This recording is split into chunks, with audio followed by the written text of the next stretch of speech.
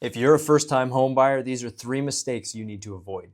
Number 1, and this is before you start looking at homes, is not planning ahead. Now, I know you're thinking, okay, Nick, you just want us to call you. That's not actually the case. There's a real reason. In fact, a client of mine in the past called me off of a for sale sign because they wanted to see a property. Now, of course, I met them over there and I talked to them a little bit, found out they weren't even qualified yet. But of course, I showed them the house because it was vacant and I wanted to establish a little bit of a relationship and help them get started.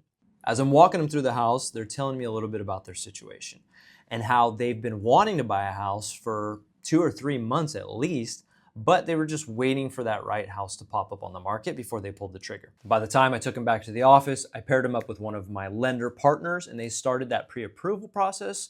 The home already went under contract to another buyer. And of course, they were devastated. They still ended up buying another house, but to this day, they still tell me about that house that got away. Number 2 is not looking past the surface. I've lost count of the number of times that I've walked through houses with a new buyer and they absolutely love everything about the house, except those sinks are kind of old and they're really, a little bit dirty. I'm just not sure about that. Just change the freaking sinks, okay? Sure, there are some projects that are expensive, that are timely, that are just an absolute hassle. But most of these complaints are very minor projects that can be done over a weekend or just hiring somebody out for a few hours. And trust me when I say the small cost that you'll invest to making those changes is well worth the joy of you waking up every single morning in the house that you love.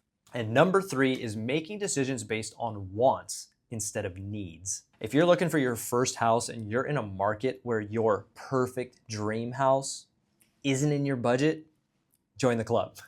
Being in this situation, you should be prioritizing your needs versus your wants. Sure, you might want to have a pool, but you really need a little bit of space in the backyard for your kids and your pets. Or maybe you might want an updated, nice kitchen, but what you really need is that extra room so you can have your office at home. Don't let these wants deter you from buying a house that can be great for you and your family in the long run. And then 3 or 4 years down the road, when the market is more expensive, wishing you had just bought that house.